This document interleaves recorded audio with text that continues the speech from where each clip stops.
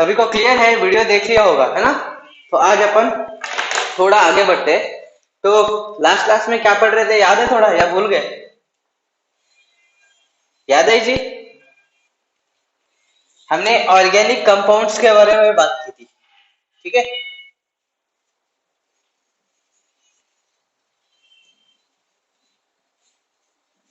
Organic compounds, तो in organic compounds के बारे में मैंने आपको बताया था कि पहले साइंटिस्ट लोगों का ये कहना था कि ऑर्गेनिक कंपाउंड्स हम जो है वो लेबोरेटरी में नहीं कर सकते, सिंथेसाइज नहीं कर सकते।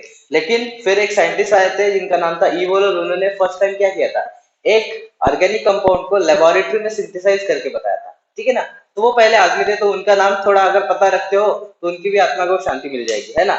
तो इसके बाद और भी बहुत सारे लोग आए जिन्होंने अलग अलग ऑर्गेनिक कंपाउंड बना के दिखाए थे, ठीक है? मतलब ऐसा कह सकते हैं हम कि उससे फिर शुरुआत हो गई साइंटिस्ट कम्युनिटी में कि हम ऑर्गेनिक कंपाउंड को लैब में भी सिंथेसाइज कर सकते हैं।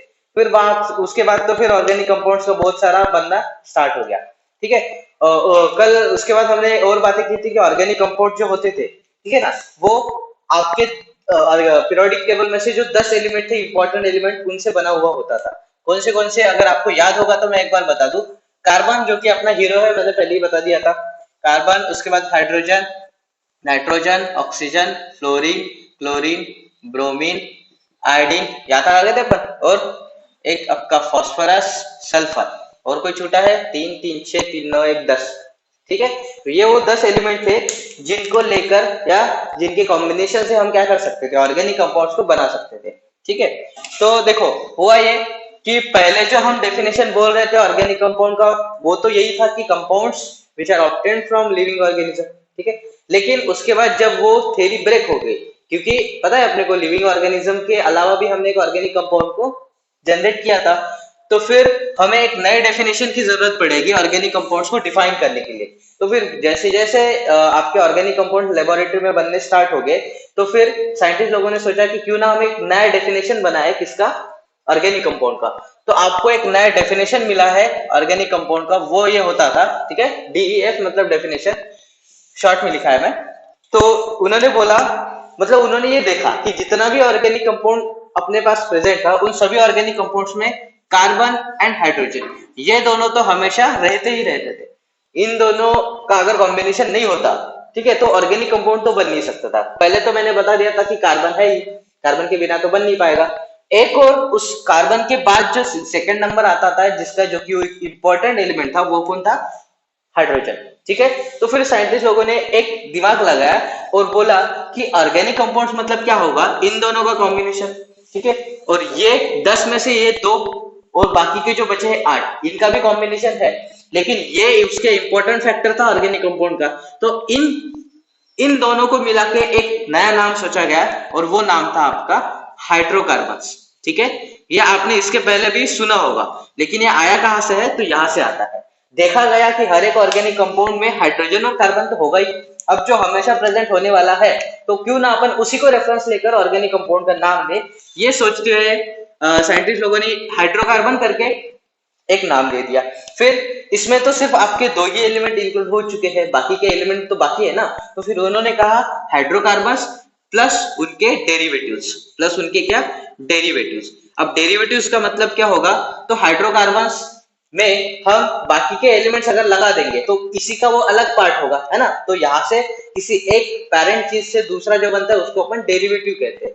तो ऐसे ही हुआ कि ऑर्गेनिक कंपाउंड के जो पेरेंट कंपाउंड्स थे वो कौन थे? सिर्फ और सिर्फ हाइड्रोकार्बन।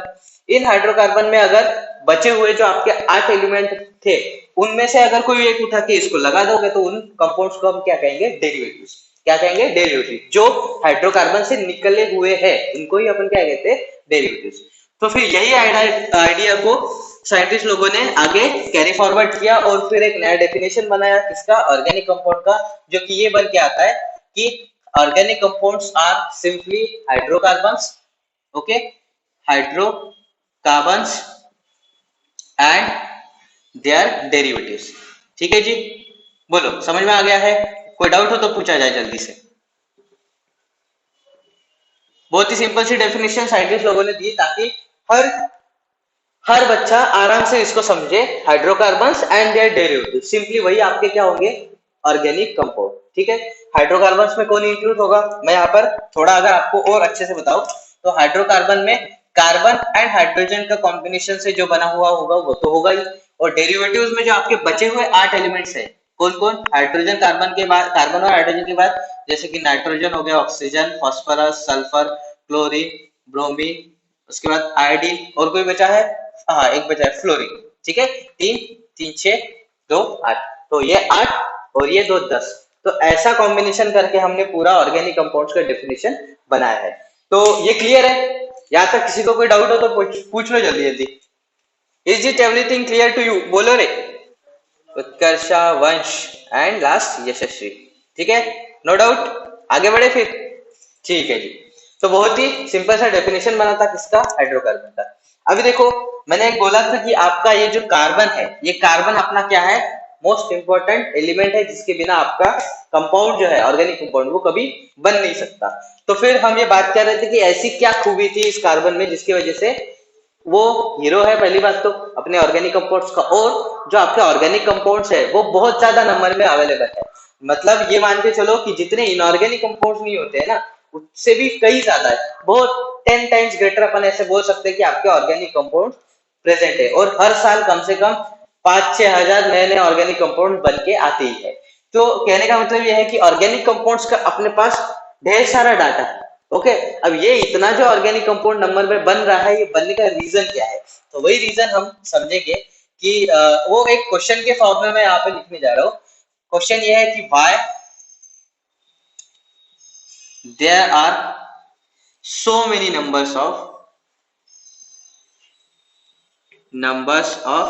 organic compound, ठीक है। ये बहुत ही सिंपल सा क्वेश्चन यहाँ पर पूछा गया है कि क्यों, आखिर क्यों, why there are so many numbers of organic compounds present in nature।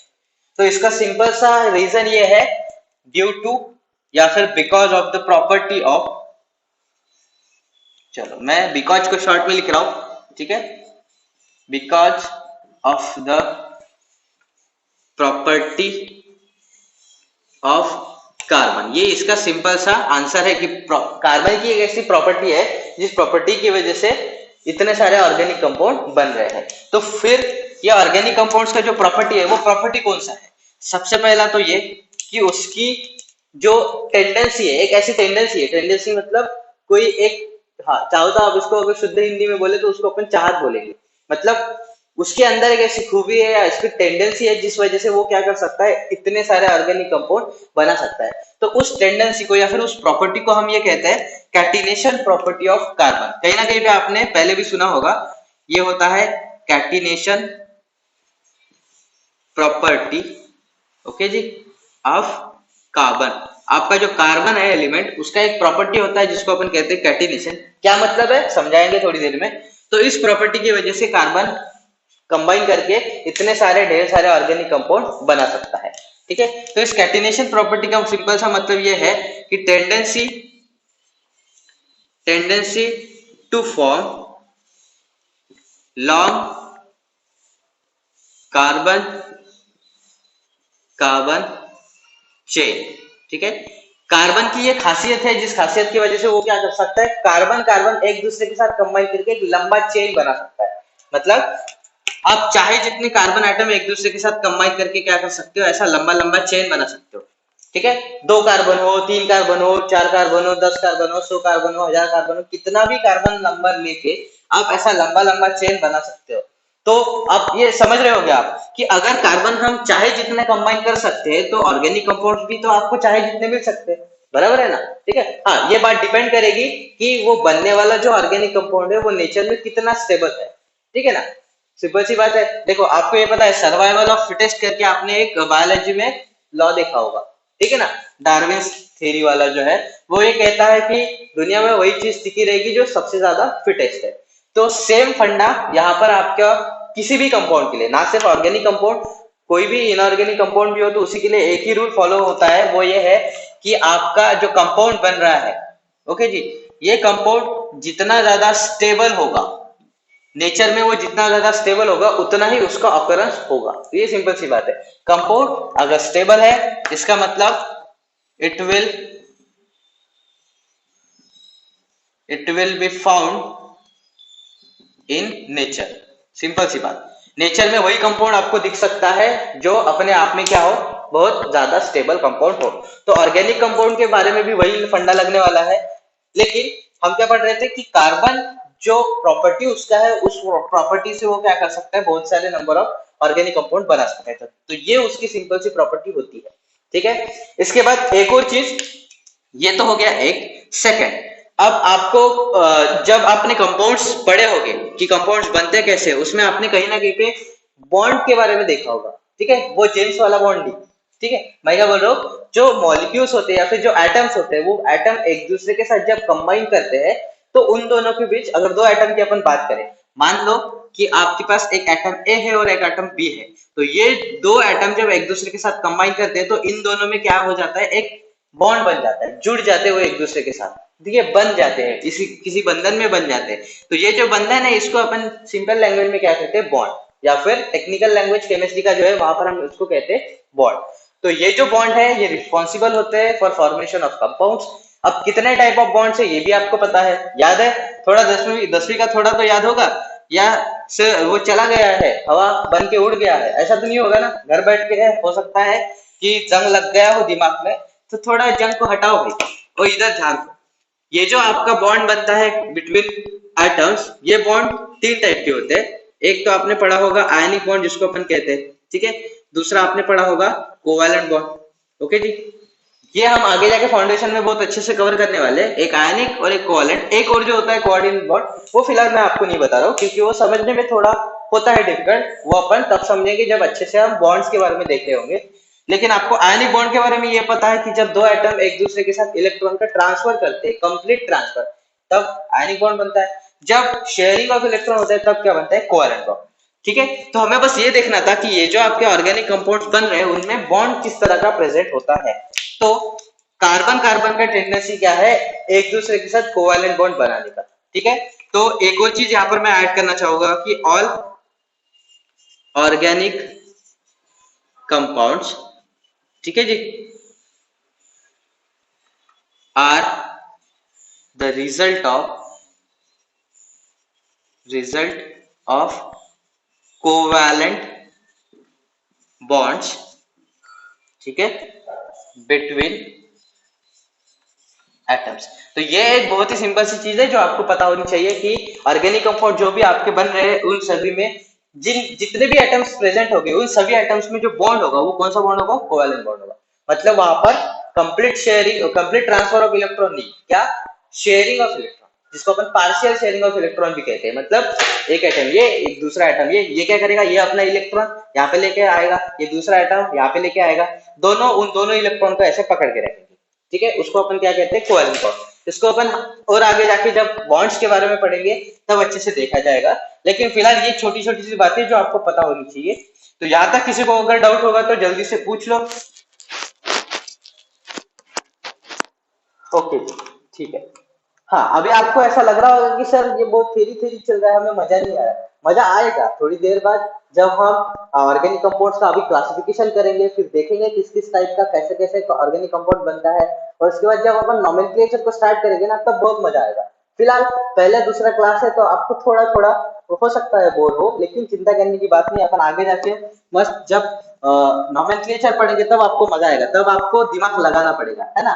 मतलब ऐसे क्लास में सुस्त बैठे होंगे तो बोर होता ही है, तो सुस्त ना बैठे, ये लिखा करें, लिखोगे तो आपका पेन पेपर चलता रहेगा, तो जिंदा रहोगे, है ना।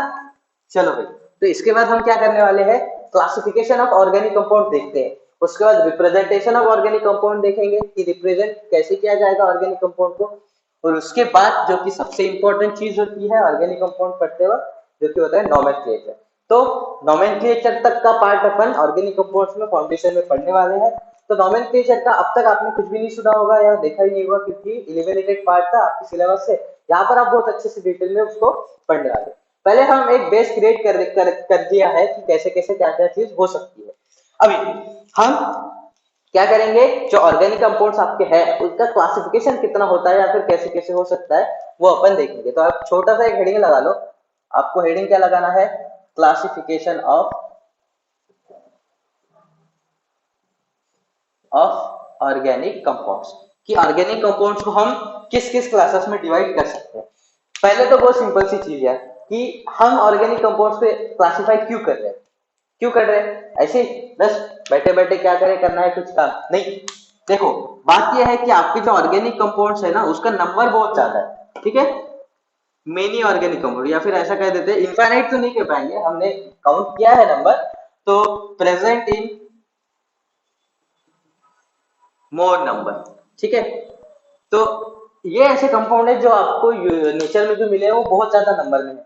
अब अगर आपको ऑर्गेनिक कंपाउंड्स के बारे में स्टडी करना है तो ये चीज आपको पहले से पता है, आपने बचपन से ही पढ़ा है कि अगर किसी चीज को हम सिस्टमेटिक वे में स्टडी करते हैं तो वो अंडरस्टैंड होने में इजी होता है, बराबर है ना। तो ऐसा ही हम ऑर्गेनिक कंपाउंड्स में भी करेंगे, उनको पहले क्लासिफाई करेंगे कि किस किस ग्रुप में हम उसको क्लासिफाई कर सकते हैं। मतलब होगा क्या, अगर मान लो आपके पास 100 ऑर्गेनिक कंपाउंड्स है तो उनको अगर आप किसी कैटेगरीज में अगर डिवाइड कर लेते हो, 25-25 का एक एक सेक्शन बना लेते हो, तो आपको 100 के 100 ऑर्गेनिक कंपाउंड्स के बारे में स्टडी करने की जरूरत नहीं पड़ेगी, सिर्फ 4 करना पड़ेगा। एक 25 का ग्रुप, उसमें से किसी एक के बारे में स्टडी कर लो, दूसरा 25 का, तीसरा 25 का, चौथा 25 का, ऐसा एक एक करके सिर्फ 4 कंपाउंड के बारे में अच्छे से डिटेल में स्टडी करना पड़ेगा। और वही स्टडी जो होगा उन बचे हुए 24 कंपाउंड्स के लिए लग जाएगा, बराबर है। तो हम थोड़ा आलस यहाँ पर दिखा रहे हैं। उस आलस से होगा क्या, हम जितने भी ऑर्गेनिक कंपाउंड्स अपने पास प्रेजेंट है उनको कैटेगरीज में डिवाइड करेंगे, कुछ छोटे छोटे कंपाउंड जो इंपॉर्टेंट है उनको पढ़ लेंगे, वही प्रॉपर्टी बाकी सभी का होगा, ये अपन अंडरस्टैंड कर लेंगे। तो इसी हिसाब से इसी पॉइंट को ध्यान में रखते हुए थोड़ा आलस दिखाते हुए हम यहाँ पर क्या कर रहे हैं, ऑर्गेनिक कंपाउंड को क्लासिफाई कर रहे हैं। आलस दिखाना इन द सेंस शो नहीं जाना है, ध्यान दो। क्लासिफिकेशन ऑफ ऑर्गेनिक कंपाउंड, तो सबसे पहला क्लासिफिकेशन तो वो होता है, अब ये क्लासिफिकेशन जो किया है अपन ने ये कुछ कुछ 4-5 पॉइंट्स पर डिपेंडेंट किया है, ठीक है ना। मतलब जैसे अगर आपका जो क्लास है उसका अगर मैं क्लासिफिकेशन करना चाहूँ तो एक तो क्लासिफिकेशन तो ऐसे कर लूंगा कि जो आपका नाम है तो उस नाम का जो पहला अल्फाबेट है, अगर सिमिलर अल्फाबेट्स वाले लोग होंगे तो उनको मैं एक एक ग्रुप में रखूंगा, ठीक है। और उसके बाद और अगर क्लासिफिकेशन करना होगा तो मैं गर्ल्स एंड बॉयज उनको अलग अलग क्लासिफाई कर लूंगा। उसके बाद एक और क्लासिफिकेशन जो बहुत इंटरेस्टिंग हो सकता है कि कौन कितना ज्यादा होशियार है, कौन कितना ज्यादा बुद्धू है, ऐसा भी क्लासिफाई कर सकते हैं, ठीक है ना। तो ये क्लासिफिकेशन के बेसिस हो गए। ऐसे ही हमें ऑर्गेनिक कंपाउंड्स का भी क्लासिफिकेशन करना है ऑन सम पॉइंट्स और सम ऑन बेसिस। तो सबसे पहला तो बेसिस जो है वो ये है कि the nature of on the, अच्छा मैं ये लिख लेता हूं, पहला on the basis of nature of bond between carbon, ठीक है। ये क्या अलग है भाई, ये कोई अलग नहीं है, मतलब कुछ भारी नहीं है। आप ऐसा बोल सकते थे कि आप सर अभी तो पढ़ा अपन ने कि कार्बन ऑर्गेनिक कंपाउंड में एक ही नेचर का बॉन्ड होता है, कोवैलेंट बॉन्ड, तो फिर नेचर कैसे अलग अलग हो जाएगा। नेचर अलग अलग हो जाएगा यहाँ पर इन द सेंस कि ऐसा कि कार्बन कार्बन देखो, पहले तो मैं एक चीज आपको बता देता हूँ। कार्बन को अगर आप देखते हो तो उसका एटॉमिक नंबर कितना है, बोलो बोलो बोलो, एटॉमिक नंबर कितना है, 6, ठीक है। ये जो उसका एटॉमिक नंबर 6 है, इस 6 से अगर आप इलेक्ट्रॉनिक कॉन्फ़िगरेशन करें तो 2,4 आएगा, ठीक है। अब ये सेकंड ऑर्बिट में जो आपके पास 4 इलेक्ट्रॉन है, तो देखो 4 इलेक्ट्रॉन ना ही वो दे सकता है, 4 इलेक्ट्रॉन नहीं वो ले सकता है। आपको एक चीज पता है कि अगर कोई ऑर्गेनिक कंपाउंड बनता है तो किसी एलिमेंट को स्टेबलाइज करने के लिए ही वो बनता है, कोई भी कंपाउंड। तो अगर एलिमेंट को स्टेबल करना होगा इसका मतलब उसका जो आउटरमोस्ट ऑर्बिट है उसको कंप्लीट करना पड़ेगा। अब यहाँ पर कार्बन का ये जो आउटरमोस्ट ऑर्बिट जहाँ पर 4 इलेक्ट्रॉन है इसको कंप्लीट कैसे किया जा सकता है, या तो किसी से वो 4 इलेक्ट्रॉन ले लेगा या फिर अपने 4 इलेक्ट्रॉन दे देगा। लेकिन आपको एक छोटी सी चीज पता है कि जब तक आउटर मोस्ट शेल में 1, 2 या फिर 3 इलेक्ट्रॉन होता है तब ये इजीली दे सकते हैं, और अगर आउटर मोस्ट शेल में 5, 6 और 7 इलेक्ट्रॉन हो तो वो इजीली ले सकते हैं, बराबर। लेकिन भाई अगर 4 हो जाए तो ना ही वो दे सकता है और ना ही वो ले सकता है, बात समझ आ गई। तो फिर ऐसे केस में क्या होगा, ऐसे केस में इलेक्ट्रॉन का देखो कंप्लीट ट्रांसफर तो हो नहीं सकता, लेकिन फिर भी बॉन्ड बनाना है तो कैसे बनाओगे, बोलो भाई कैसे बनाओगे, शेयरिंग करोगे और क्या करोगे। तो वही हम यहाँ पर करने जा रहे हैं। तो जब कार्बन कंपाउंड बनाता है, कार्बन कंपाउंड जब बनाएगा तो मोस्टली वो कोवैलेंट बॉन्ड से बनाता है, मतलब वो इन 4 इलेक्ट्रॉन का क्या करता है, शेयरिंग करता है, ठीक है जी। अब देखो इसको अगर मैं ऑर्बिट्स के फॉर्म में आपको बताऊं तो ये हो जाएगा पहला ऑर्बिट, ओके जी, मैं बॉक्स में बता रहा हूँ, और यहाँ पर उसका दूसरा ऑर्बिट। ये चीज आपको थोड़ी हो सकती है बाद में क्लियर हो जाए, लेकिन अभी फिलहाल के लिए मैं ये बता रहा हूँ। आपका ये तो के शेल है और ये एल शेल है, ठीक है। ठीक है जी, हाँ ठीक है। देखो इसमें तो 2 इलेक्ट्रॉन हो जाएंगे। अब इसमें आपके पास एल शेल में कितने 8 इलेक्ट्रॉन चाहिए ना, तो 8 इलेक्ट्रॉन के लिए मैं ऐसा कर देता हूँ। ठीक है, तो 8 इलेक्ट्रॉन चाहिए तब जाके बैलेंस हो जाएगा। एक मिनट, हाँ, हर एक बॉक्स में 2-2 इलेक्ट्रॉन। अभी देखो अपने पास 4 ही है ना, तो इन चारों को ऐसे लिखा जाता है। अब आप बोल सकते देख सर कि दोनों को कंबाइन क्यों नहीं किया, वो अपने 10वीं में अगर आपने एटॉमिक स्ट्रक्चर पढ़ा होगा, नहीं 10वीं में तो नहीं, वो 9th में था है ना, तो वहां पर आपने कुछ जो इलेक्ट्रॉनिक कॉन्फ़िगरेशन का कुछ रूल होता है, वो ये कहता है कि पहले आप ऑर्बिट में एक एक इलेक्ट्रॉन दो, उसी के बाद आप पेयर कर सकते हो। ठीक है, ये भी अपन फाउंडेशन में ही कवर करने वाले हैं, फिलहाल के लिए आप ऐसा समझ लो। अब ऐसा क्या होगा, 4 इलेक्ट्रॉन का जब शेयरिंग करना है तो इलेक्ट्रॉन इस ऑर्बिट में आएगा, ये दूसरे का इलेक्ट्रॉन है, ये जो मैं यहाँ पर ब्लू मार्कर से निकाल रहा हूँ ना, ये किसी दूसरे एटम का इलेक्ट्रॉन है।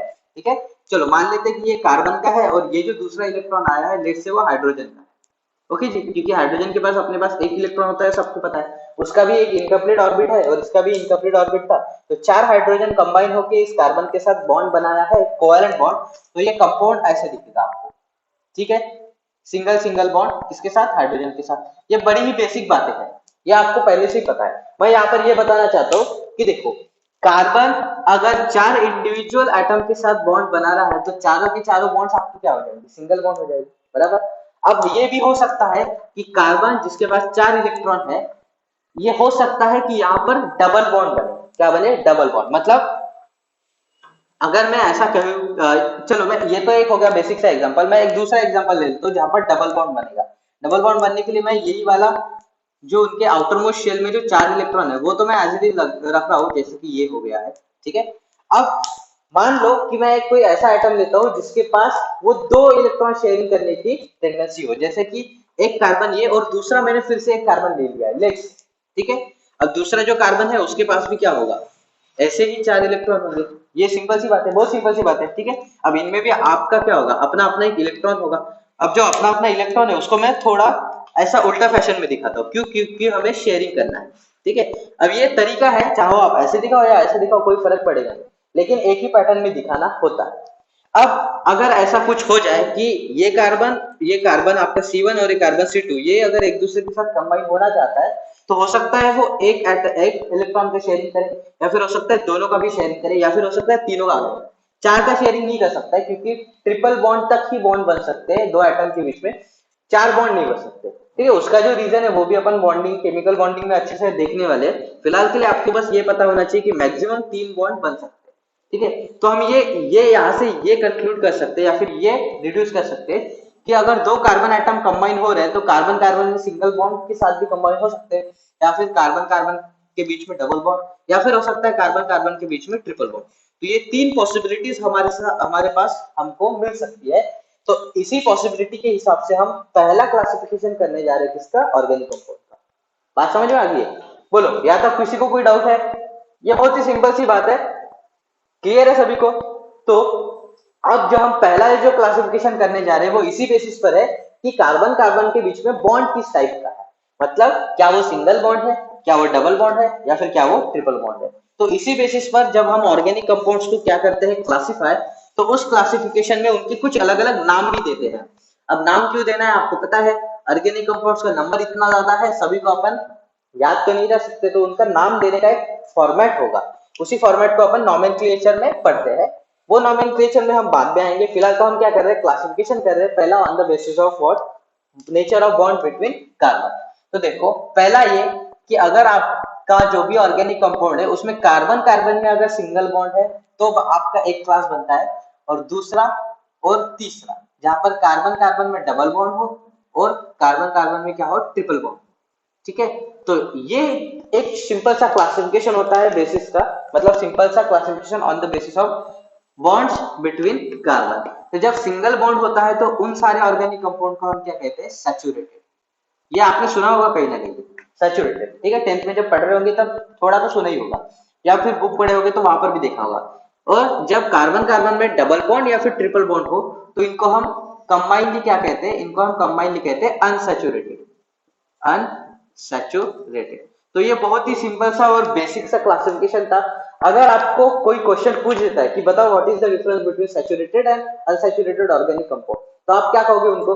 आप ये कहोगे कि भाई जिन कंपाउंड्स में कार्बन कार्बन में सभी बॉन्ड सिंगल हो उनको अपन कहेंगे सैचुरेटेड मॉलिक्यूल्स या फिर सैचुरेटेड ऑर्गेनिक कंपाउंड, ठीक है। और जहां पर कार्बन कार्बन के बीच में क्या डबल बॉन्ड या फिर ट्रिपल बॉन्ड, दोनों में से कोई भी हो सकता है, तो उनको अपन क्या कहेंगे? Unsaturated organic compounds. तो ये बहुत ही सिंपल सा और पहला और बहुत ही प्रिमिटिव क्लासिफिकेशन था on the basis of what? Nature of bond between carbon. Single bond होता है तो कहेंगे सैचुरेटेड, डबल ट्रिपल बॉन्ड होता है तो क्या कहेंगे हम उनको? अनसैचुरेटेड। ये क्लियर है आपको? या तो कोई डाउट हो तो जल्दी जल्दी से पूछ लो, बोलो रे, जल्दी जल्दी बोलो, कोई डाउट है क्या?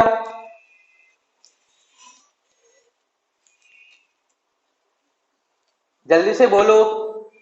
Is it everything clear to you? Clear है? ओके जी।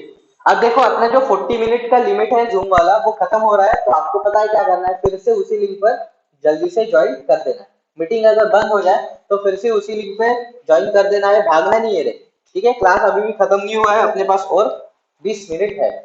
वो जूम का होता है 40 मिनट खत्म हो जाए तो मीटिंग अपने आप बंद हो जाता है, फिर से उसी लिंक पर जल्दी से ज्वाइन कर देना है। यहाँ तक किसी को डाउट हो तो जल्दी से पूछ लो। क्लियर है सभी को?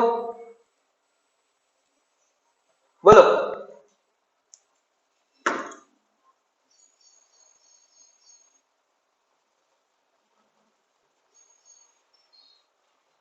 ओके, ठीक। तो ये बहुत ही बेसिक सा क्लासिफिकेशन था, जो इस पर बेस्ड था कि कार्बन कार्बन के बीच में किस तरह का बॉन्ड होगा। अगर सिंगल बॉन्ड तो कहेंगे सैचुरेटेड, और अगर डबल बॉन्ड या फिर ट्रिपल बॉन्ड होगा तो क्या कहेंगे अपन? अनसैचुरेटेड। इसके बाद एक और, मतलब ऐसे बहुत सारे बेसिस पर क्लासिफिकेशन हम करने जा रहे हैं। सेकंड देखो, अब आपको पता है कि ऑर्गेनिक ऑर्गेनिक कंपाउंड जितने भी बनते हैं, जैसे कि मैंने बताया था कार्बन कार्बन का क्या, कार्बन कार्बन में जब बॉन्ड बनते हैं तो कार्बन, ये जो बॉन्ड बन रहा है इसका नेचर ये होता है, या फिर ऐसा कहेंगे कि उसका प्रॉपर्टी है कि कार्बन बहुत सारा लंबा लंबा चेन बना सकता है ऐसे करके, ठीक है, ये आपको पता ही है। अब ये जो यहाँ पर चेन बन रहा है, ये जो चेन है ये हो सकता है आपको स्ट्रेट चेन मिले, या फिर कभी कभी हो सकता है आपको साइक्लिक चेन भी मिल सकता है, ठीक है। मतलब एक कंप्लीट साइकिल भी बन सकता है कार्बन कार्बन के बीच में, ठीक है। अब ये कैसे बनेगा ये अपन आगे जाके थोड़ा पढ़ेंगे, जब ये इनको कंपाउंड्स को हम बनाए रिप्रेजेंट कर रहे होंगे, तो रिप्रेजेंटेशन में इनको मैं बनाऊंगा, जब ये बताएंगे अपन की रिप्रेजेंट कैसे करेंगे, तो वहां पर मैं बताऊंगा कि ये बॉन्ड कैसे बनेंगे और ये वाले बॉन्ड कैसे बनेंगे, ठीक है। कमेंट करना है, जो भी डाउट आता है जल्दी से पूछ लेना है बिंदास से, ठीक है ना। चलो स्टार्ट करें, बोल दो।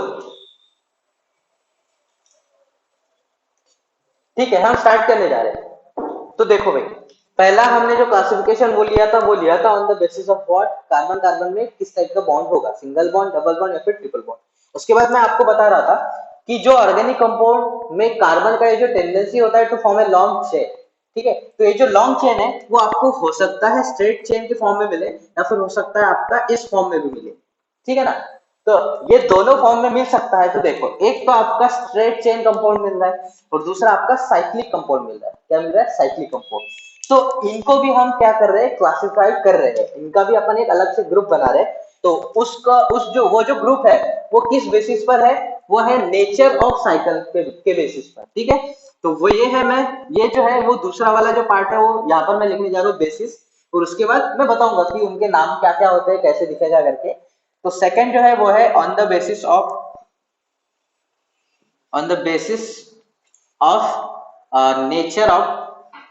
Nature of chain. जो आपका चेन बन रहा है कार्बन कार्बन का, जो लंबा चेन बनता है, उस लंबे चेन का जो नेचर है वो चेन के नेचर पर डिपेंड होने वाला क्लासिफिकेशन ये है। तो इसके लिए देख लो, अगर आपके पास स्ट्रेट चेन मिलता है, ठीक है जी, अगर आपके पास स्ट्रेट चेन हाइड्रोकार्बन्स होते हैं, तो इन स्ट्रेट चेन हाइड्रोकार्बन्स को हम टेक्निकल नाम दे रहे हैं, ठीक है। टेक्निकल नाम नोमेनक्लेचर जो है वो आपको पता है, आईयूपीएसी जो होता है, international union of pure and applied chemistry, उन्होंने एक ऑर्गेनाइजेशन है जो पूरे वर्ल्ड वाइड केमिस्ट्री के कंसेप्ट से रिलेटेड एक स्टैंडर्ड फॉर्मेट अरेंज करते हैं। उन्होंने बताया है कि अगर आप ऑर्गेनिक कंपाउंड्स को नेचर ऑफ चेन के बेसिस पर क्लासिफाई कर रहे हो, और अगर आपको स्ट्रेट चेन ऑर्गेनिक कंपाउंड मिल जाते हैं, तो उनको आप कलेक्टिवली क्या कहोगे? असाइक्लिक कंपाउंड कहोगे। क्या कहोगे? एक मिनट, हाँ ठीक है, असाइक्लिक कंपाउंड कहोगे, ठीक है जी।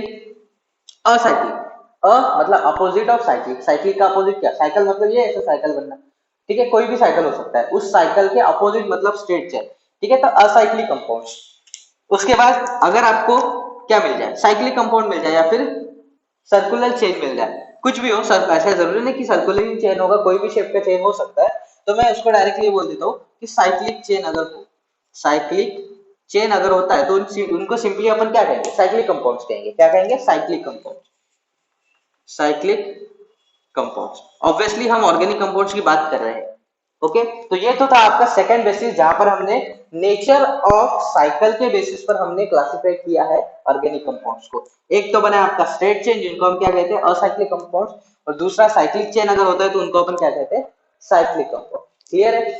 तो ये दो बेसिस फिलहाल मैंने बताया है, आगे जाके ऐसे और बहुत सारे बेसिस आएंगे जो कि हम नोमेनक्लेचर में कवर करेंगे। ठीक है, यहीं पर मैं अगर बता दूंगा, स्टार्ट कर दूंगा, तो कंफ्यूजन बहुत ज्यादा बढ़ सकता है, इसलिए फिलहाल आप इसी चीज को ध्यान रहे कि इसी चीज को ध्यान रखो कि अगर कार्बन कार्बन के बीच में बॉन्ड नेचर अलग अलग हो जाता है, जैसे कि सिंगल और डबल ट्रिपल, तो सिंगल बॉन्ड होगा तो कहेंगे सैचुरेटेड हाइड्रोकार्बन या फिर ऑर्गेनिक कंपाउंड, और अगर डबल बॉन्ड ट्रिपल बॉन्ड होता है तो उसको अपन कहेंगे अनसैचुरेटेड हाइड्रोकार्बन। वैसे ही second basis nature of chain, straight chain होता है तो कहेंगे असाइक्लिक कंपाउंड, और बोलो साइक्लिक कंपाउंड्स होता है तो कहेंगे साइक्लिक चेन, साइक्लिक चेन होगा तो कहेंगे साइक्लिक कंपाउंड। तो ये बहुत ही सिंपल सा क्लासिफिकेशन था दो बेसिस पर। इसके भी आगे और बेसिस बनते हैं, लेकिन वो फिलहाल हम कवर नहीं करेंगे। अपन आगे जाके जैसे जैसे इन चीजों में और थोड़ा मास्टर होते जाएंगे तो वहां पर मैं एक एक चीज को बताऊंगा। ठीक है, जब भी बताऊंगा तो तब मैं ये भी बताऊंगा कि ये किस बेसिस पर क्लासिफाई किया गया है। ठीक है, या तक किसी को कोई डाउट हो तो जल्दी पूछ लो, लिख के अगर हो गया होगा तो बोल दो। मैं इसको मिटाना चाहता हूँ और इसके बाद हम रिप्रेजेंटेशन ऑफ ऑर्गेनिक कंपाउंड थोड़ा पढ़ना चाहते हैं। ठीक है, वहां पर हम सारी चीज पढ़ेंगे, बनता कैसे है कंपाउंड वगैरह, वो सारी चीजें वहां पर हम कवर करने जा रहे हैं। क्लियर है सभी को? अरे समझ में आ गया है क्या? बोलो रे भाई साहब, भाई और बहनों, जल्दी जल्दी बोलो, सबको समझ में आया है कि नहीं? ठीक है, मिटा दूं मैं इसको, क्या लिख रहे हो? चलो लिख लो इसको, और लिख के हो जाए तो बता दो फिर। सभी को लिखना है रे। ठीक है, अगर छूट जाता है तो आपको पता है रिकॉर्डिंग देख सकते हो आप आराम से, और रिकॉर्डिंग देख के अच्छे से नोट्स निकाल सकते हो, है ना? चलो, तो इसको हम मिटाने जा रहे हैं। इसके बाद हम पढ़ेंगे रिप्रेजेंटेशन ऑफ ऑर्गेनिक कंपाउंड्स, और रिप्रेजेंटेशन को आज निपटा देते हैं, और कल से फिर हम स्टार्ट करेंगे क्या, तो नोमेनक्लेचर ऑफ ऑर्गेनिक कंपाउंड। तो वो भी एक इम्पोर्टेंट चीज होती है जो आपको ऑर्गेनिक कंपाउंड्स के बारे में पढ़नी पड़ती है। तो आज हमने क्लासिफिकेशन को कवर कर लिया है, ये देख लिया है कि ऑर्गेनिक कंपाउंड इतने बड़े नंबर में क्यों बनता है। वो बनता है तो कार्बन की प्रॉपर्टी की वजह से, कार्बन की प्रॉपर्टी भी अपन ने लिख ली है, और क्लासिफिकेशन भी हमने अभी कर लिया है। अभी सबसे इंपॉर्टेंट बात हम देखने वाले हैं कि ऑर्गेनिक कंपाउंड्स को आप पेन पेपर का इस्तेमाल करते हुए कैसे दिखाओगे। ठीक है जी, तो इसी को हम शुद्ध इंग्लिश में कहते हैं representation, representation of organic compounds. ठीक है जी, रिप्रेजेंटेशन ऑफ ऑर्गेनिक कंपाउंड। चलो, पहले तो मैं आपको यही बता देता हूँ कि ऑर्गेनिक कंपाउंड्स या फिर हाइड्रोकार्बन, सिंपल अपन क्या कहेंगे, hydrocarbon. Representation of organic compounds, वो तो पता है आपको कि organic compounds is a part of what, hydrocarbon, है ना? हाइड्रोकार्बन और उनके डेरिवेटिव्स मिला के ही तो आपको क्या मिलता है, ऑर्गेनिक कंपाउंड मिलता है। ठीक है, अभी चलो मैं आपको एक थोड़ा बेसिक आइडिया देता हूँ कि आपके कंपाउंड जो है वो बनेंगे कैसे। ठीक है, कार्बन अगर एक होगा तो कैसे बनेगा, दो होगा तो कैसे बनेगा, तीन होगा तो कैसे बनेगा, ये सारी चीजें। ठीक है, तो इसको पढ़ने से पहले हम एक चीज पढ़ लेते हैं, फॉर्मेशन, ठीक है, ऑफ हाइड्रोकार्बन। HC का मतलब आपको समझ जाना है, हम हाइड्रोकार्बन की बात कर रहे हैं। ओके, देखो, अगर मैं ये कहता हूं कि आपके पास सिर्फ एक ही कार्बन है, और एक ही कार्बन लेकर आपको ऑर्गेनिक कंपाउंड या फिर हाइड्रोकार्बन बनाना है, तो आप कैसे बनाओगे? तो ये चीज तो आपको पता है कि कार्बन मैक्सिमम कितने कोवेलेंट बॉन्ड बना सकता है, चार। ये मैंने अभी थोड़ी देर पहले आपको बताया। ठीक है, तो एक कार्बन जो है वो चार कोवेलेंट बॉन्ड बना सकता है, ये लो बना दिया है। ठीक है, अब सिंगल बॉन्ड बना है और हम सिर्फ हाइड्रोकार्बन की बात कर रहे हैं, तो कार्बन के साथ किसको कंबाइन करना पड़ेगा, सिर्फ और सिर्फ हाइड्रोजन को। तो यहाँ पर अपन लगाएंगे क्या, hydrogen, hydrogen, hydrogen and hydrogen. ठीक है, ये ऐसा रिप्रेजेंटेशन देखा जाए तो बहुत बाद में आता है। पहले कैसा आता है, पहले तो ये कि कार्बन, उसके आउटर मोस्ट शेल में क्या है भाई, चार इलेक्ट्रॉन है, ये पता ही आपको, ये बच्चे वाली बात है ना? ये बहुत छोटे वाले छोटे क्लास में हमने पढ़ा था कि ऐसा रिप्रेजेंट कर देते हैं, कार्बन के आउटरमोस्ट शेल में 4 इलेक्ट्रॉन है, हमें 8 इलेक्ट्रॉन की जरूरत है, तो हम क्या करेंगे, 4 ऐसे एटम लेके आएंगे जिनके पास एक एक इलेक्ट्रॉन है और इनके साथ शेयरिंग कर लेंगे, बराबर है। तो देखो मान लो आपके पास एक हाइड्रोजन है जिसके पास एक इलेक्ट्रॉन होता है नहीं होता है, सबको पता है होता है, ठीक है, फिर से एक हाइड्रोजन एक इलेक्ट्रॉन, फिर से एक हाइड्रोजन इसके पास भी एक इलेक्ट्रॉन, इसका हाइड्रोजन ये एक इलेक्ट्रॉन, देख रहे हो आप। अब हम क्या करेंगे, इन दोनों को कंबाइन करेंगे, शेयरिंग ऑफ इलेक्ट्रॉन दिखाएंगे, क्या दिखाएंगे, शेयरिंग ऑफ इलेक्ट्रॉन। तो ये देखो ये ऐसे शेयर होगा, ये ऐसे शेयर होगा, देख रहे हो आप। सिमिलरली ये ऐसे शेयर हो जाए, शेयर मतलब ये जो मैं गोला जो निकाल रहा हूँ ये आपको ये बता रहा है कि इस हाइड्रोजन एटम ने इस कार्बन एटम का एक इलेक्ट्रॉन और अपना एक इलेक्ट्रॉन दोनों को एक साथ कंबाइन कर लिया, ठीक है, तो इसको ही अपन क्या कहते हैं, शेयरिंग कहते हैं। शेयरिंग इज केयरिंग भाई, सबको पता है, शेयर करोगे तो केयर होगा, ये चीज। एक और चीज, ये जो पहला शेयरिंग हो चुका है जो मैंने रेड गोले से दिखाया है, वो बस आपको ये बता रहा है कि अभी फिलहाल हाइड्रोजन के पास ये 2 इलेक्ट्रॉन आ चुके हैं, मतलब हर एक हाइड्रोजन एटम तो फिलहाल बैलेंस हो गया है, मतलब वो स्टेबलाइज हो चुका है, लेकिन फिर भी अभी आपका ये जो कार्बन है ये अभी भी स्टेबलाइज होने का है, क्योंकि उसने शेयरिंग फिलहाल किया नहीं है। वो शेयरिंग करेगा तो कैसे करेगा, वो हाइड्रोजन का भी इलेक्ट्रॉन अपने ऑर्बिट में ले लेगा, या फिर कहेंगे अपन कि इंक्लूड कर लेगा। तो ये डायग्राम थोड़ा अच्छे से निकालने के लिए मैं इलेक्ट्रॉन को थोड़ा पास मिलता है ना, ताकि गोला अच्छे से बने। ये लो, ये तो समझ में आ जाना है आपका, मतलब समझ में आना चाहिए आपको कि वो ऐसा शेयरिंग हो रहा है। तो जैसे कि हाइड्रोजन ने दोनों इलेक्ट्रॉन को अपने रीजन में इंक्लूड कर लिया है, वैसे ही कार्बन भी क्या करेगा, इन इलेक्ट्रॉन को अपने रीजन में इंक्लूड करेगा, कैसे, तो ये ऐसे। तो ये होता है शेयरिंग ऑफ इलेक्ट्रॉन, ये आपको पता है, ठीक है जी, क्लियर है ये बात। तो ऐसा करके ये जो बॉन्ड बन रहा है, इन बॉन्ड को अपन सिंगल लाइन से दिखाते हैं, कोवेलेंट बॉन्ड दिखाने का ये होता है रिप्रेजेंटेशन। यहाँ पर हम कार्बन जो है, कार्बन के बीच में जो 2 इलेक्ट्रॉन है, उन 2 इलेक्ट्रॉन को एक लाइन से सेपरेट करते हैं और हाइड्रोजन दिखा देते हैं। ये अंडरस्टूड है कि इस लाइन के एक कॉर्नर पे हाइड्रोजन का इलेक्ट्रॉन, दूसरे कार्बन पे किसका इलेक्ट्रॉन होगा, कार्बन का इलेक्ट्रॉन। बोलो क्या आपको ये बात क्लियर है, इस लाइन के एक कॉर्नर पे हाइड्रोजन का इलेक्ट्रॉन, दूसरे केस में दूसरे एंड पे कार्बन का इलेक्ट्रॉन। सिमिलरली हाँ अभी आपको समझ में आ चुका है, ये ऐसे, ठीक है। तो ये सिर्फ रिप्रेजेंटेशन है, हम बता रहे हैं कि बॉन्ड कैसे बन रहा है करके, ये ऐसा देखो, क्लियर है। यहां तक किसी को कोई डाउट होना ही नहीं चाहिए, बहुत ही सिंपल सी बात है। ओके, अब हम ये पढ़ क्यों रहे हैं या फिर हमें ये देखना क्यों है कि एक कार्बन होगा तो तब तो अपन आराम से बना लेंगे, लेकिन अगर कार्बन नंबर अगर बढ़ रहा है, ठीक है, अगर आपका कार्बन नंबर बढ़ रहा है तो उस केसेस में आप कैसे बनाओगे, वो मुझे आपको बताना है, वो आपको समझ में आना चाहिए, इसलिए मैंने एक छोटी सी कहानी बताई है। तो ये आपको थोड़ा पहले ही पता था, अभी और अच्छे से क्लियर हो चुका है। आगे देखो, अगर आपके पास 2 कार्बन होते हैं, ठीक है जी, carbon number you have 2, if you have 2 carbon number, इन दोनों को मिला के आप कैसा क्या बनाओगे, बॉन्ड बनाओगे या फिर कैसा कंपाउंड बनाओगे, सिंपल सी बात। देखो 2 कार्बन को लेना है, तो 2 कार्बन को पहले तो एक दूसरे के साथ कंबाइन कर दो। ये हमेशा आपके ध्यान में रहे कि जब भी कार्बन नंबर बढ़ रहा है तो पहले तो कार्बन कार्बन के बीच में क्या कर देना है, आपको बॉन्ड बना देना है। 2 कार्बन है तो 2 कार्बन के बीच में मैंने बना दिया है बॉन्ड, ठीक है, ये बात क्लियर है अभी। अब देखो ये भी आपको पता है कि कार्बन कार्बन के बीच में सिंगल बॉन्ड बन सकता है, डबल भी बन सकता है, ट्रिपल भी बन सकता है। फिलहाल हम सैचुरेटेड हाइड्रोकार्बन की बात कर रहे हैं, तो सिर्फ सिंगल बॉन्ड ही निकालेंगे, क्लियर है। चाहो तो आप डबल बॉन्ड भी निकाल सकते हो, मैं इन तीनों के यहाँ पर निकाल के दिखाऊंगा, चिंता करने की बिल्कुल बात नहीं। तो अगर हम एक सैचुरेटेड कंपाउंड बनाते हैं तो ऐसा बनेगा। अब देखो हर एक कार्बन के कितने बॉन्ड बन सकते हैं, 4, वैलेंसी कितना है कार्बन का, 4। वो ध्यान रहे कंपाउंड बनाते वक्त आपका जो कार्बन है उसके चारों के चारों बॉन्ड बनने चाहिए, दिखने चाहिए, ठीक है। तो एक बॉन्ड तो बन गया, देखो इस कार्बन के लिए एक बॉन्ड बन गया, इस कार्बन के लिए भी एक बॉन्ड बन गया। अभी हर एक कार्बन का 3-3 बॉन्ड बाकी है, मतलब इधर एक इधर एक इधर एक, बात समझ में आ रही है, ठीक है। यहाँ पर भी ऐसा ऐसा ऐसा। अब क्योंकि 4 बॉन्ड थे तो उन्होंने उनको हमने 90 डिग्री के इसमें बनाया है, 3 बॉन्ड होते तो 120 के इसमें बना देते, ठीक है। वो सिंपल सा अंडरस्टैंडिंग है जो कि आपको पता है, ज्योमेट्री को ध्यान में रखते हुए हम ऐसा करने जा रहे हैं। अब इस ये जो भी बॉन्ड बना है उसके कॉर्नर पे क्या लगेगा, बोलो क्या लगेगा, हाइड्रोजन लगेगा, और क्या लगने वाला है, तो ये लगा दो हाइड्रोजन। तो इस तरह आपने क्या कर लिया है, एक सैचुरेटेड मॉलिक्यूल बना लिया है by using 2 carbon and this hydrogen. तो हाइड्रोजन को भी काउंट कर लो, है ना। ये क्यों काउंट करने जा रहे हैं हम, ये मैं थोड़ी देर में बताऊंगा आपको, ठीक है, क्योंकि ये तो हो गया उसका स्ट्रक्चरल रिप्रेजेंटेशन, लेकिन हमें कंपाउंड के बारे में उनका स्ट्रक्चरल रिप्रेजेंटेशन बहुत बाद में पढ़ना पड़ता है, पहले हमें उनका मॉलिक्यूलर फॉर्मूला जनरेट करना आना चाहिए। मॉलिक्यूलर फॉर्मूला क्या होता है यह मैं थोड़ी देर में बताऊंगा, पहले एक देख लो यहाँ पर। कार्बन कार्बन को, दो कार्बन को मिला के मैंने पहले तो क्या कर लिया है, सिंगल बॉन्ड वाला compound that is saturated molecule बना दिया है।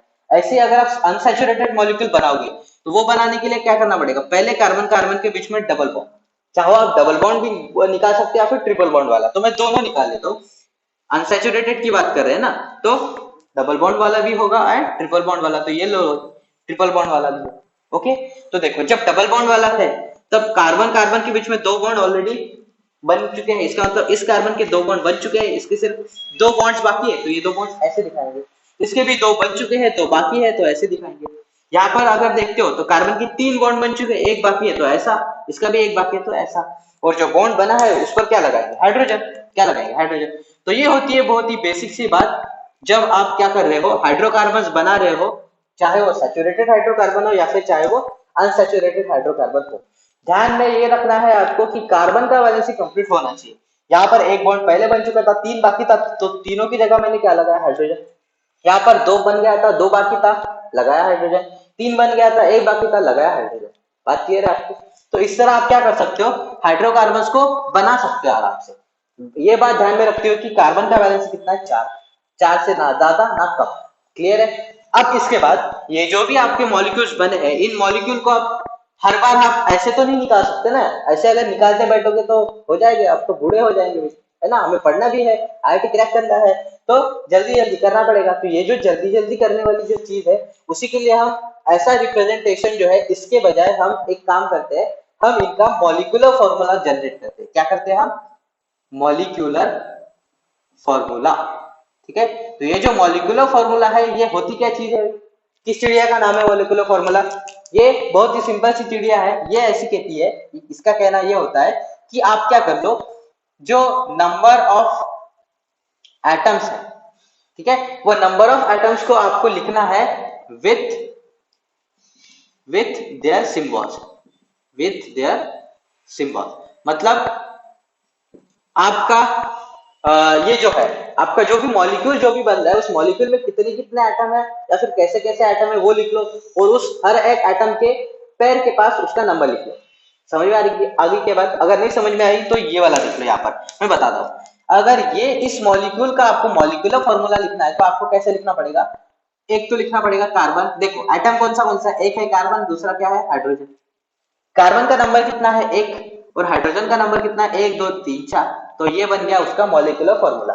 और जब वन अपन लिखते हैं तो उनका कहना है कि वन लिखने की जरूरत नहीं है, अगर आपने सिंबल भी लिख दिया तो समझ में आ जाएगा, लेकिन एक से ज्यादा नंबर आ जाए तब आपको दो, तीन, चार, पांच ऐसा करके लिखना पड़ सकता है, मतलब पड़ेगा।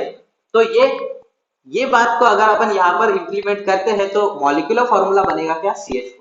ये बात समझ में आ गई है? ऐसे ही इसके लिए अगर आप मैं बोलूं कि बताओ भाई मॉलिक्यूलर फॉर्मूला क्या बनेगा, तो निकाल लेंगे, कोई रॉकेट साइंस तो है नहीं।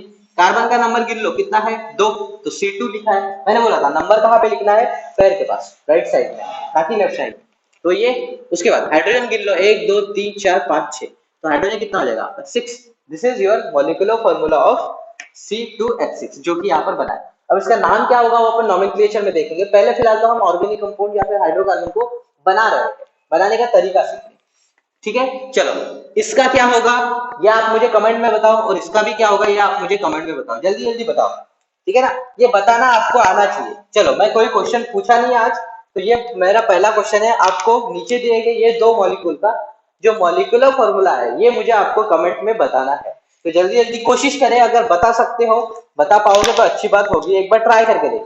ठीक है, लिखना आता है ना, टाइप करना आता है ना, तो वो करके देख लो एक बार, और कमेंट में अगर मुझे बताओगे तो बताओ। ये जो है क्वेश्चन, ये आपका ये हो गया ए पार्ट, इस बी पार्ट का मॉलिक्यूलर फॉर्मूला बताओ, ये जो सी पार्ट है इसका भी बताओ। चलो जल्दी जल्दी से टाइप किया जाए, ठीक है ना, पेन पेपर को उठाओ रे भाई।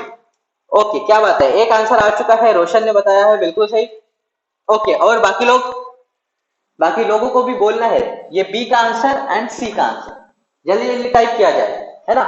देखो अभी अपन क्या कर रहे हैं, क्वेश्चन आंसर जो आपका तरीका रहेगा, ये जो अपना आगे जाके अपन यूज करेंगे इंटरैक्टिव सेशन जिसको कहते हैं, ये आगे जाके और बढ़ने वाला है। मैं बहुत सारे क्वेश्चन पूछूंगा जब अपन नॉमेनक्लेचर अच्छे से पढ़ लेंगे या फिर रिप्रेजेंटेशन अच्छे से पढ़ लेंगे, ठीक है ना, कि आपका काम मैक्सिमम होने वाला है। मैं तो यहाँ पर पढ़ा दूंगा, क्वेश्चन पूछ लूंगा, आपको आंसर करना पड़ेगा। तो आप क्या कर लो, टाइपिंग का भी प्रैक्टिस आपको थोड़ा होना चाहिए। तो बहुत अच्छा बात है यार, बहुत लोगों ने करेक्ट आंसर बताया है, वेरी गुड, मजा आ जाएगा।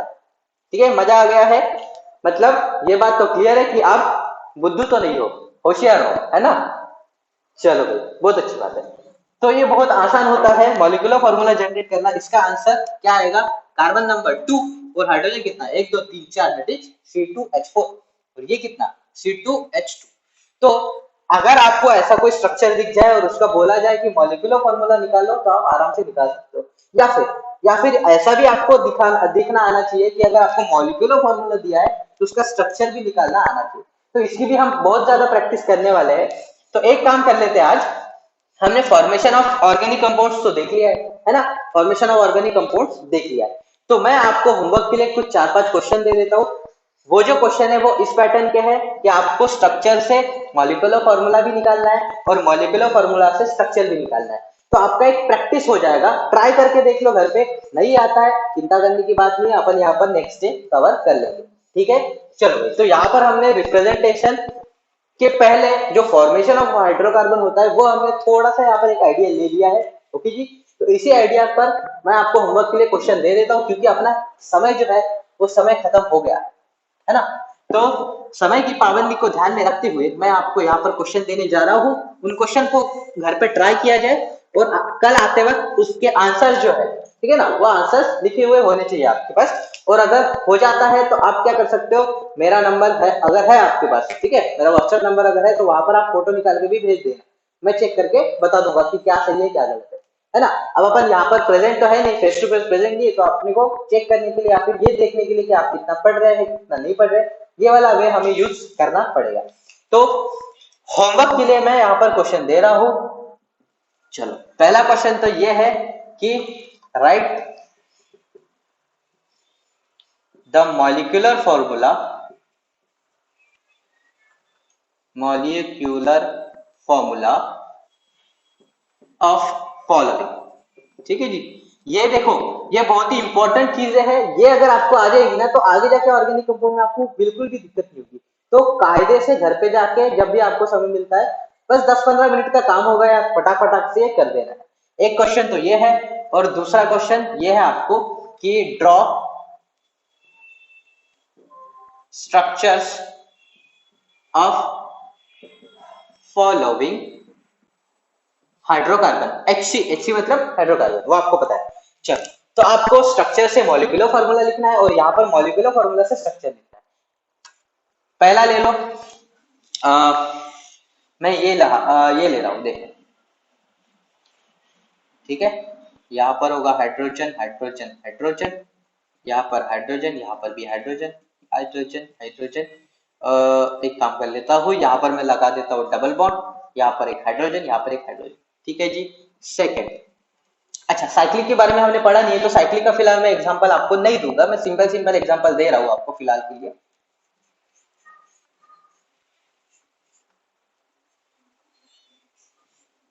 यहाँ पर हाइड्रोजन हाइड्रोजन हाइड्रोजन, यहाँ पर भी hydrogen hydrogen hydrogen hydrogen hydrogen hydrogen. अच्छा दिख रहा है रे, ऐसा तो नहीं रखा है ना कि चिटिया चल रही है करके, बता देना है, सबको क्लियरली दिखना चाहिए। अगर नहीं दिख रहा होगा, ब्लर हो रहा होगा, हो सकता है ऑनलाइन में आपको ना दिखे, तो करना क्या है, वीडियो लेक्चर जो आपको मिल जाएगा उसको देखकर आपको बता देना। ठीक है, ये सेकंड हो गया। इसके बाद एक और मैं दे रहा हूँ, चलो 3 ही दे देता हूँ, ज्यादा दे अगर दूंगा तो हो सकता है आपको दिक्कत हो, मतलब ठीक है ना, पहला दूसरा दिन है, पहला ही होमवर्क है, तो अपन कम एग्जांपल देंगे, बाद में आपके ये जो होमवर्क के क्वेश्चन होंगे वो बहुत ज्यादा हो सकते हैं।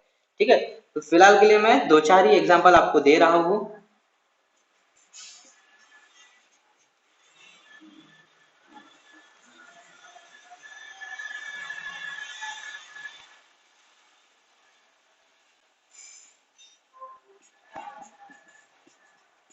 इसको घर पे ट्राई किया जाए। 3 आपको स्ट्रक्चर दिए, उनका मॉलिक्यूलर फॉर्मूला लिख के बताना है, यहाँ पर मैं मॉलिक्यूलर फॉर्मूला दे रहा हूँ, उनका स्ट्रक्चर निकाल के बताना है आपको। ठीक है, तो पहला ले लो,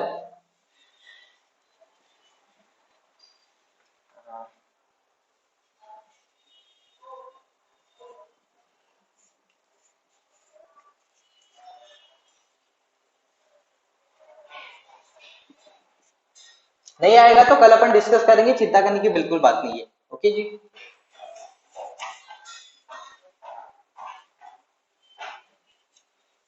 एक और लिया जाए।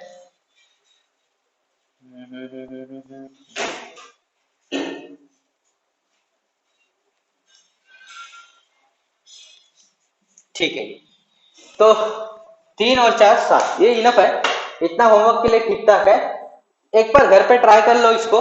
करना क्या है, right the molecular formula following, ये जो स्ट्रक्चर आपको दिए इनका मॉलिक्यूलर फॉर्मूला लिखना है, और ये जो मॉलिक्यूलर फॉर्मूला दिया है यहाँ पर इनका स्ट्रक्चर निकाल के देखना है। ठीक है, वहां पर कार्बन का वैलेंसी पे थोड़ा ध्यान देना है, और nature of carbon carbon bond, single bond होता है, डबल होता है या फिर ट्रिपल होता है, इस पर भी थोड़ा ध्यान देना है।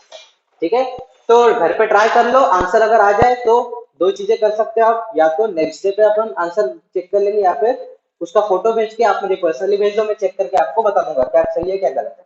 क्लियर है?